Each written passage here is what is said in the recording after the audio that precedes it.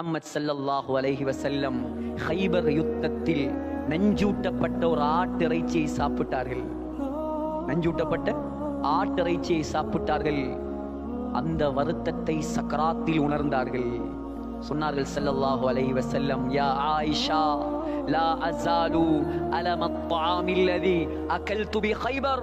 கைபர் யுத்தத்தில் நான் சாப்பிட்ட ஆட்டிறைச்சியின் வருத்தம் என்னுடைய உடம்பில் வந்து கொண்டிருக்கிறது. அந்த வருத்தத்தால் என்னுடைய நரம்புகள் எல்லாம் துண்டு துண்டாக வெடிப்பதை போல் வருத்தமாக இருக்கிறது. யாருடைய சக்கராத்? யாருடைய சக்கராத்? உலகத்தின் தலைவரின் சக்கராத். யாருடைய சக்கராத்?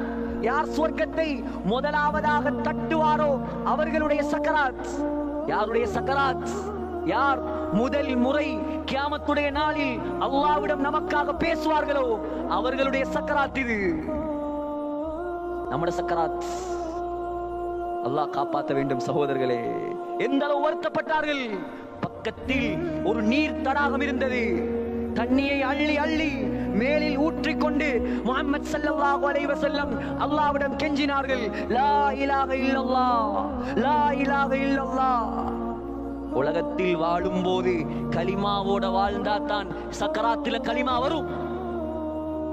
வட்டி கடையில நின்று போட்டு கலிமா சொல்லி மௌத்தாகணும் ஆசை வைக்க முடியாது சகோதரர்களே. ஆசை வைக்கலாமா? வாழ்க்கையில் தொழுதலே கிடையாது. அவர் துஆ கேட்கிறார், நான் சக்கராத்துல கலிமாவோட மௌத்தாகணும். தயாரிப்போம் உலகத்துல.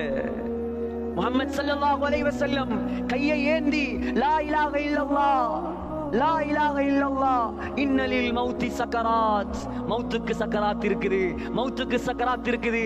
திருமிதியில் வருகிறது, அல்லாஹும்ம இன்னி அலா சக்கரத்தில் மௌத். யா அல்லாஹ், இந்த சக்கராத்தை லேசாக்கு யா அல்லாஹ், சக்கராத்தில் உதவி செய்ய அல்லாஹ்.